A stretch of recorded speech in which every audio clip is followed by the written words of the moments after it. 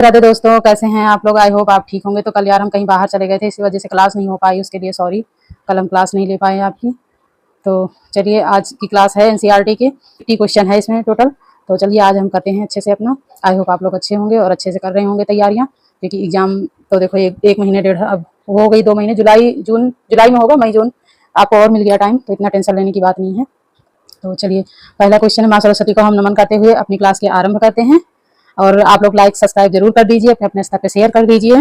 Deeply आप पढ़ोगे ना तो सब मिल जाएंगे, सभी, कोई ये नहीं कि हमने कहीं बाहर से लिया, सभी क्वेश्चन उसी में है। तो क्वेश्चन क्या है कि बनाना पड़ता है एनसीईआरटी में, ढूंढ ढूंढ के बनाना पड़ता है अपने आप से। तंबाकू में पहला क्वेश्चन है, तंबाकू में पाया जाने वाला पदार्थ है एल्कोहल, एसिड, निकोटीन या टैनिन एसिड। तो तंबाकू में पाया जाने वाला पदार्थ कौन सा है? निकोटीन। निकोटीन कैसा है? एक नशीला पेय पदार्थ है, मतलब तंबाकू के अंदर पाया जाता है, इसी की वजह से नशा आता है। ठीक है, चलिए नेक्स्ट क्वेश्चन। अफीम कैसा पदार्थ है? अफीम कैसा पदार्थ है?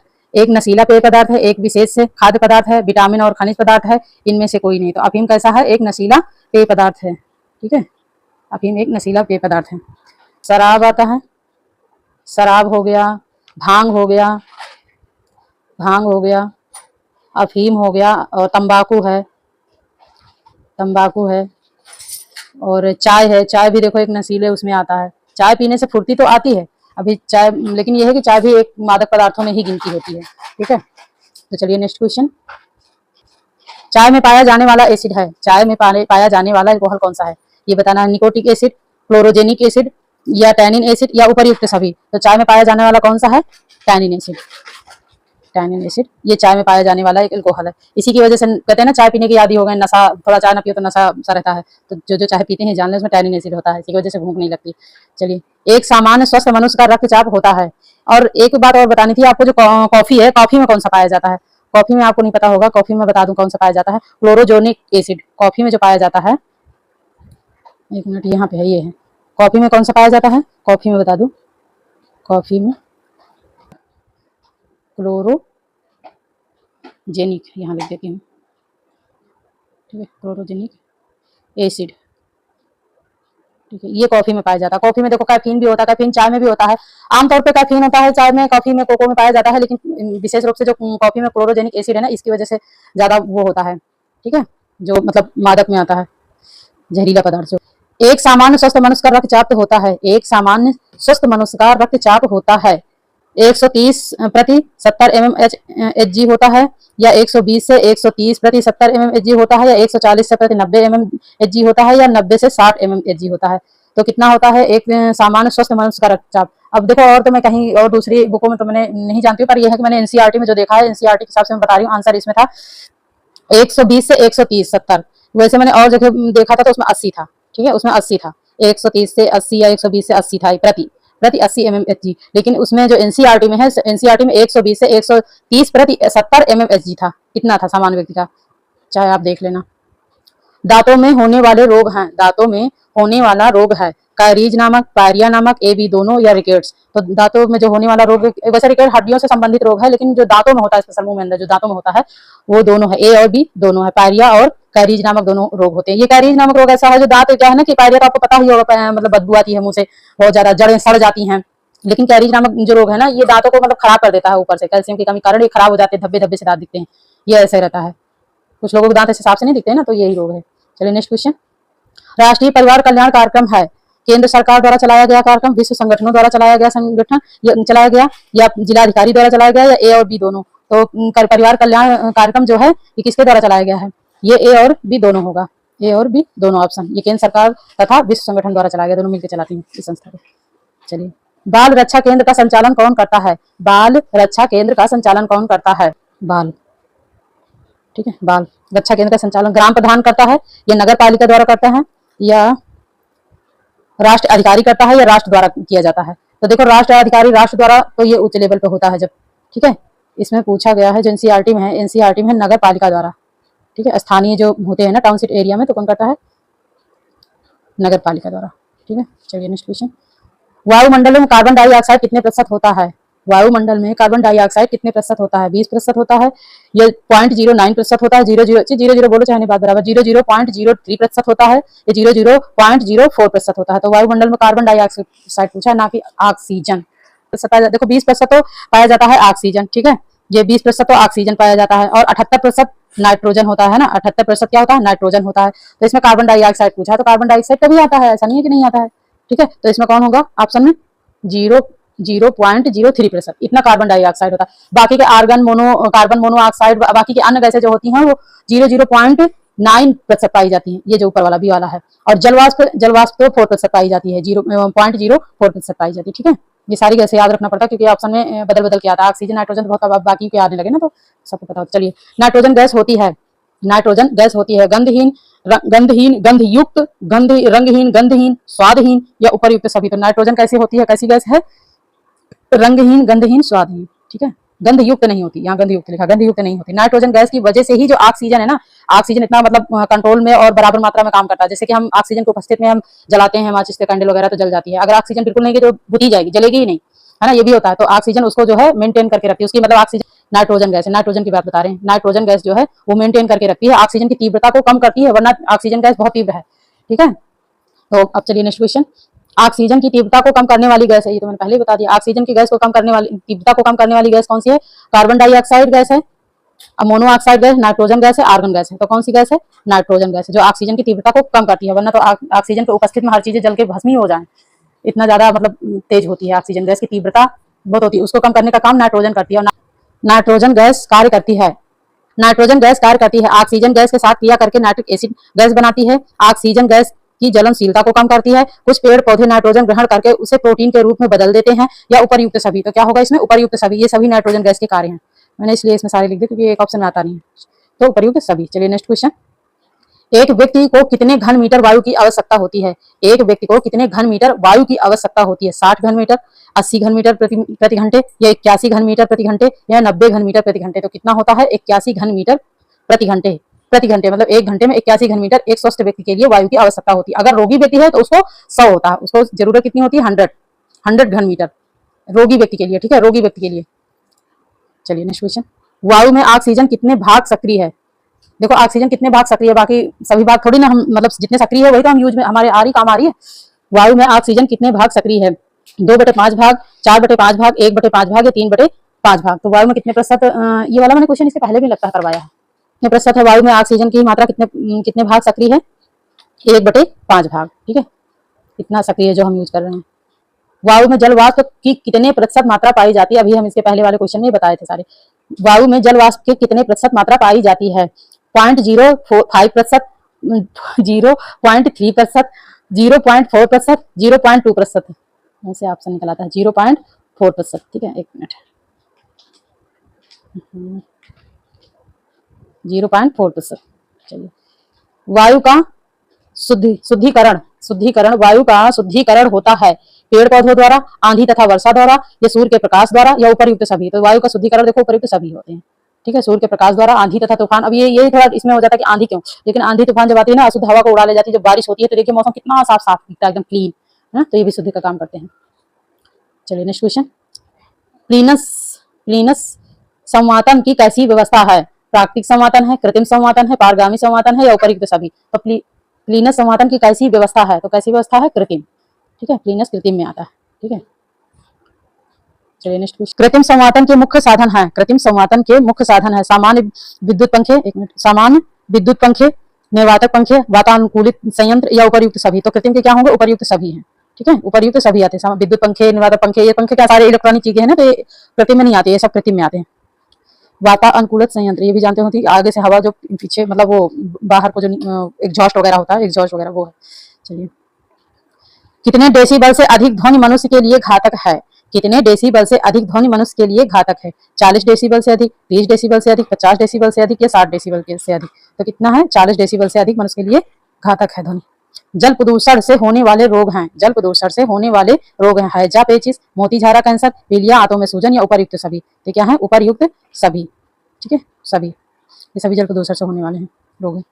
पुष्पराग है, बड़ा बढ़िया क्वेश्चन, पुष्पराग है प्राकृतिक पदार्थ है, कीटनाशक पदार्थ है, साबुन तथा शैम्पू है, या इनमें से कोई नहीं। और पुष्पराग क्या है, ये एक प्राकृतिक पदार्थ है, जैसे चंदन और हल्दी का उपटन नहीं लगाते, उसी तरह ये पुष्पराग भी होता है, जो सौंदर्य चीजों में यूज होता है, मतलब सौंदर्य प्रसाधनों में, ये आयुर्वेदिक चीजों में ये मतलब यूज किया जाता है। चलिए, बांस शिल्प कहाँ से प्रचलित है, बांस शिल्प कहाँ से प्रचलित है, असम से, त्रिपुरा से, मिजोरम से, मेघालय से। तो बांस शिल्प कहाँ से प्रचलित है? असम से। बांस शिल्प से समझ नहीं आता है कि बांस के घर, बांस के चीजें ज्यादातर कहाँ बनाई जाती है? असम में, क्योंकि असम में बाढ़ ज्यादा आता है, तो असम में मकान भी तो बांस के ही बने होते हैं।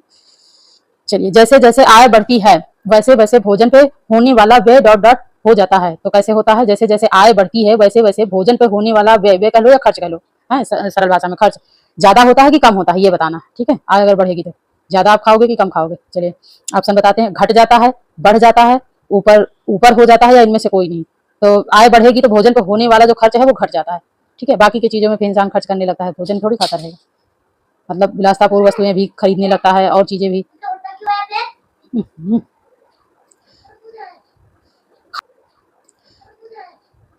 खाद्य पदार्थ का पौष्टिक मूल्य बढ़ाने के लिए अतिरिक्त पोषक तत्व मिलाना क्या कहलाता है? खाद्य पदार्थ का पौष्टिक मूल्य बढ़ाने के लिए अतिरिक्त पोषक तत्व मिलाना क्या कहलाता है? खाद्य प्रबलीकरण, सेल्फ लाइफ, खाद्य संसाधन, खाद्य उत्पादन। तो क्या कहलाता है? खाद्य प्रबलीकरण। ठीक है, खाद्य प्रबलीकरण, जिसको सप्लीमेंट्री कहते हैं।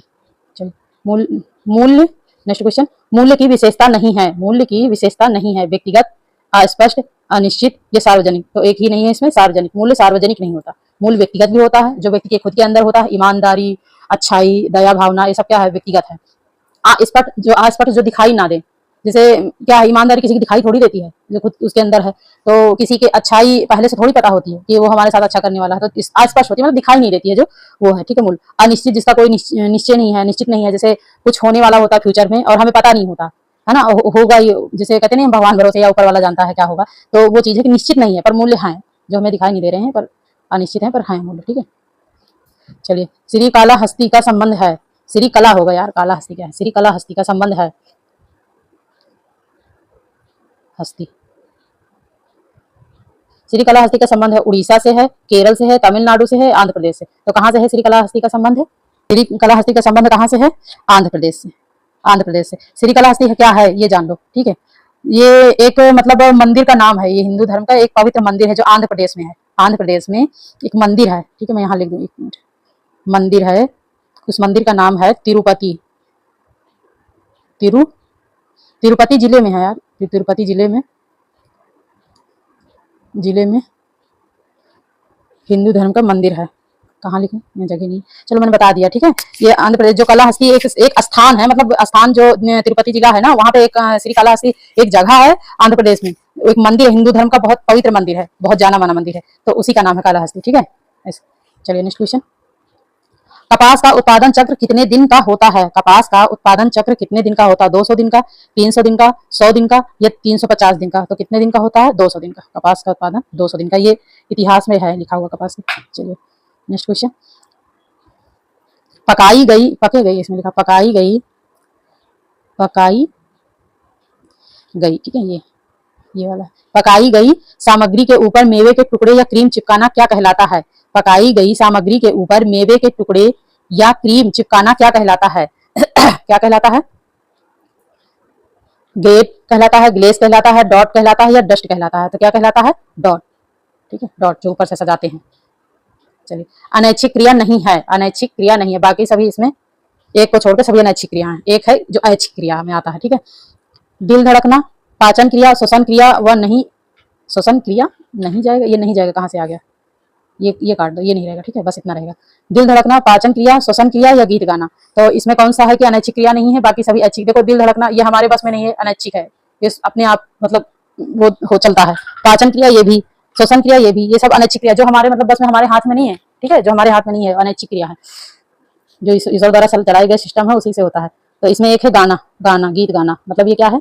ये एक ऐच्छिक क्रिया है, हम अपने से करते हैं। चलिए नेक्स्ट क्वेश्चन।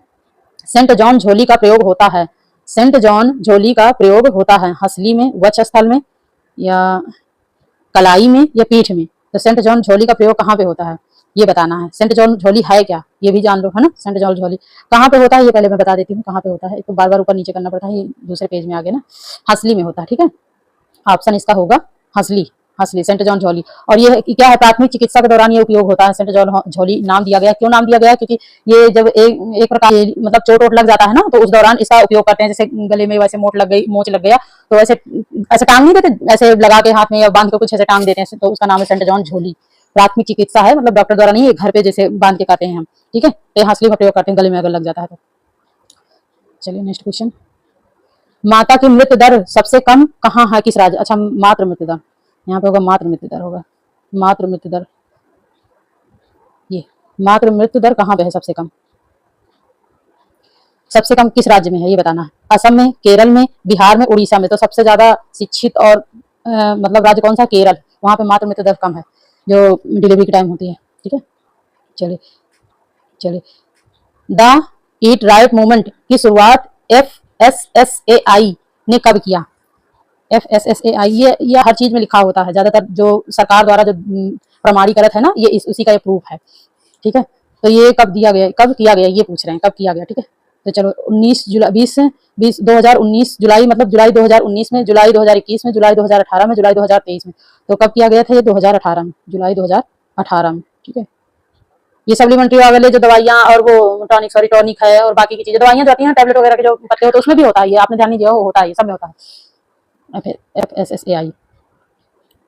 भारत में रेशम अग्रणी उत्पादक राज्य है, भारत में रेशम अग्रणी उत्पादक राज्य है कर्नाटक, केरल, गोवा, गुजरात। तो सबसे ज्यादा जो भारत में जहाँ पे होता है वो कौन सा राज्य है ये बताना है। रेशम कहाँ होता है? कर्नाटक में। सबसे ज्यादा भारत में होता है तो कर्नाटक में होता है रेशम है। मतलब आत्मिक आय से आशय है, आत्मिक आय क्या है ये पूछा है, आत्मिक आय क्या है, ठीक है। आत्मिक आय सेवा है, श्रम है, संतोष है, मजदूरी है। तो क्या है आत्मिक आय? संतोष है। क्या है? संतोष है, जो खुद की आत्मा को संतुष्टि है। ऊषा नाम की सिलाई मशीन कब बनी? ऊषा नाम की सिलाई मशीन कब बनी? 1940 में, 1935 में, 1985 में, 1947 में।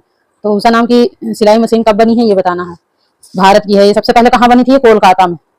कहाँ बनी थी? कोलकाता में। कोलकाता में बनी थी। कोलकाता, कोलकाता कह दो, कोलकाता कह दो, बात ही की। भारत तो कब बनी थी? 1935 में, 1935 में, ठीक है। भारत नहीं है, भारत में ही तो है कोलकाता, कहीं और थोड़ी भारत। चलिए, शालीनता व सहिष्णुता दर्शाती रेखाएं हैं। शालीनता व सहिष्णुता कौन सी रेखाएं हैं जो शालीनता और सहिष्णुता दर्शाती हैं? क्षैतिज रेखाएं, ऊर्ध्व रेखाएं, वक्र रेखाएं, तिरछी रेखाएं। तो कौन सी हैं जो दिखाती हैं तिरछी रेखा? कौन सी? तिरछी रेखा, ठीक है। हॉटे कुटूर क्या संदर्भित करता है? हॉटे कुटूर, अच्छा हॉटे कुटूर है क्या? ऐसा अजीब सा नाम है ना, हॉटे कुटूर, समझ में ही नहीं आता। हॉटे कुटूर क्या दर्शाता है, क्या संदर्भित? ये फैशन से संबंधित है, ठीक है। ये कैसे संबंधित है? फैशन से, फैशन से है हॉटे कुटूर। अलग अलग तरीके से फैशन, जो फैशन डिजाइनिंग चीजें बनाते हैं, तो ये किसमें आता है? इसका ऑप्शन क्या बताना है? संदर्भित उच्च श्रेणी के डिजाइन से।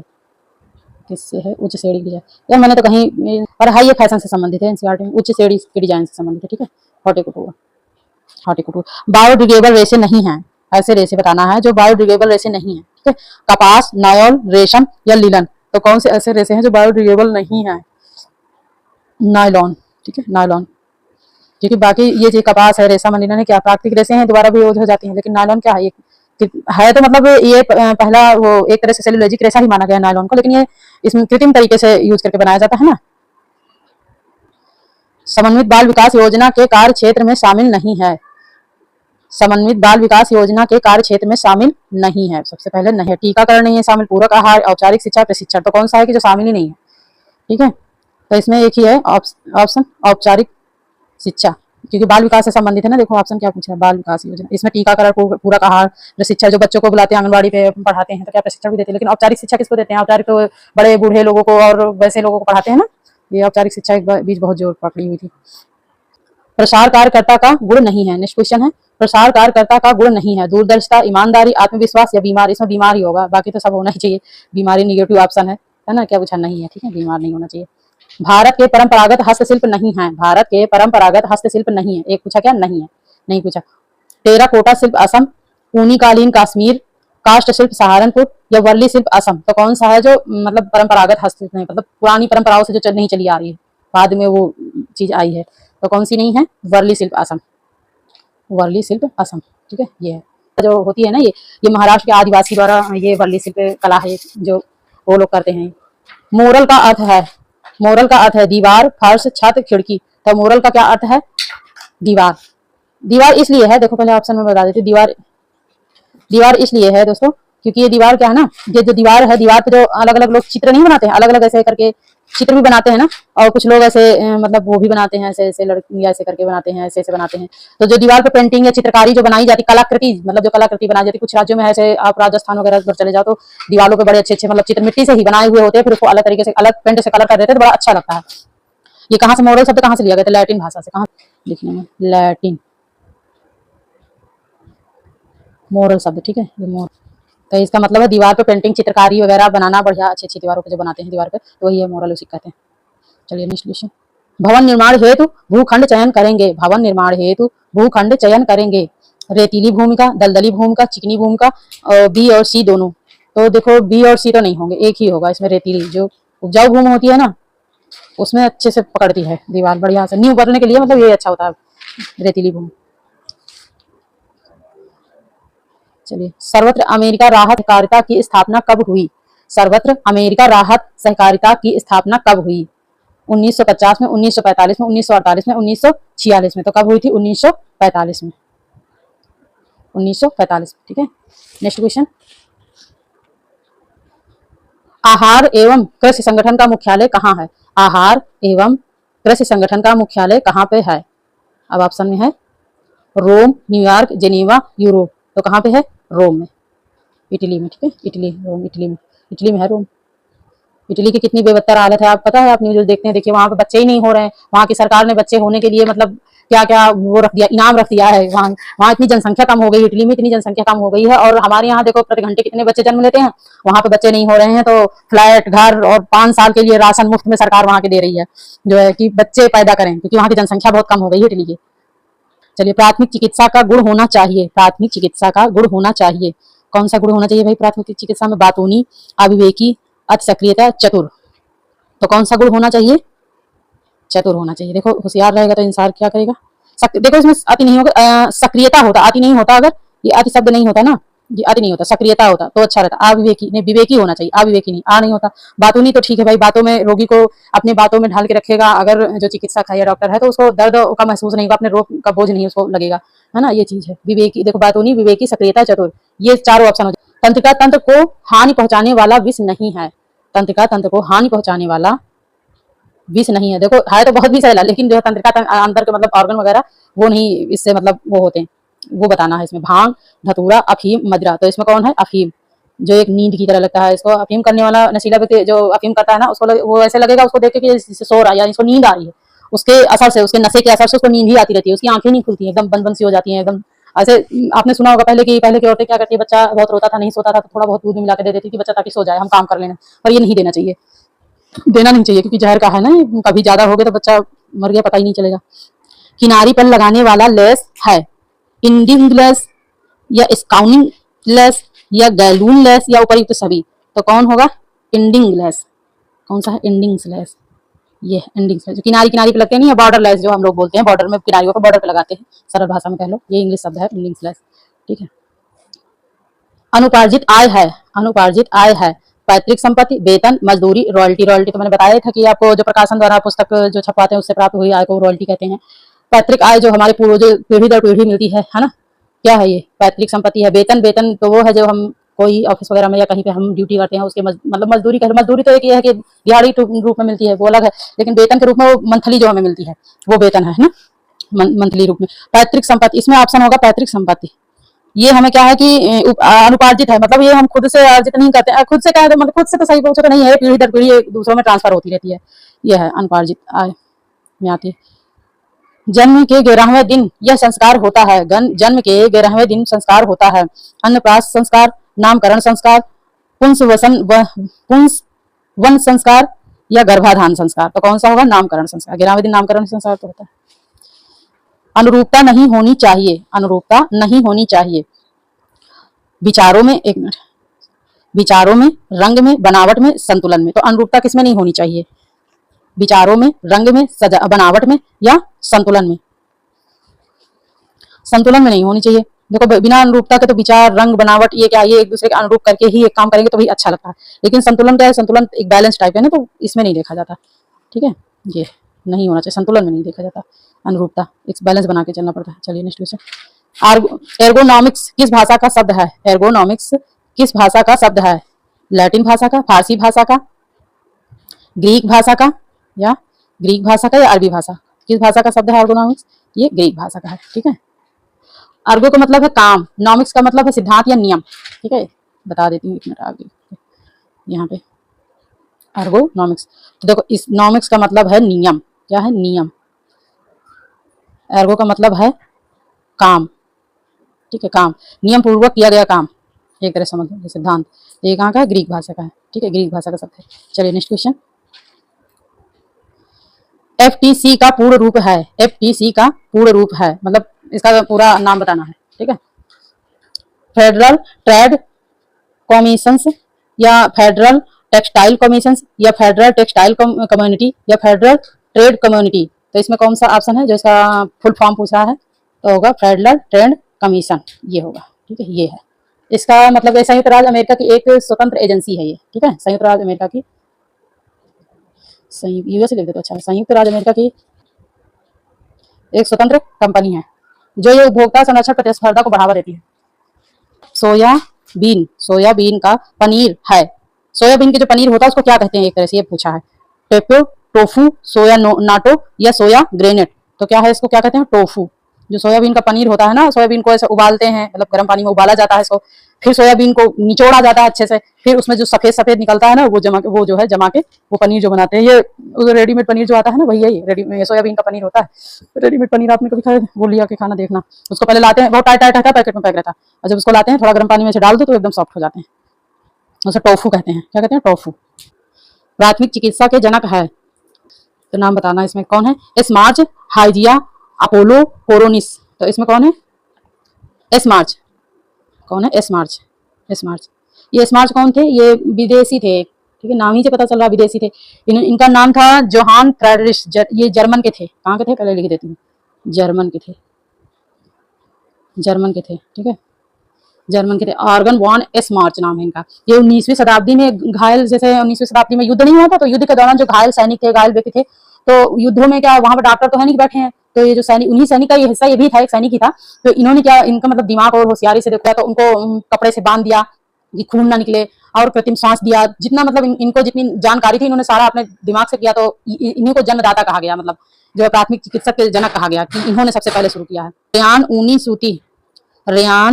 ऊनी सूती रेशों में रंगने के पश्चात वस्त्र का सटना क्या कहलाता है? ब्लॉक प्रिंटिंग या डिस्चार्ज प्रिंटिंग या बाटिक प्रिंटिंग। तो कौन सी प्रिंटिंग कहलाती है? Flock printing. कौन सी प्रिंटिंग है? Flock printing. ठीक है, मेरी क्लास कैसे लग रही है आप लोग प्लीज कमेंट करके बताया करें कि क्लास अच्छी है, तो हम और मेहनत करें और भी क्वेश्चन बना के ले आएं।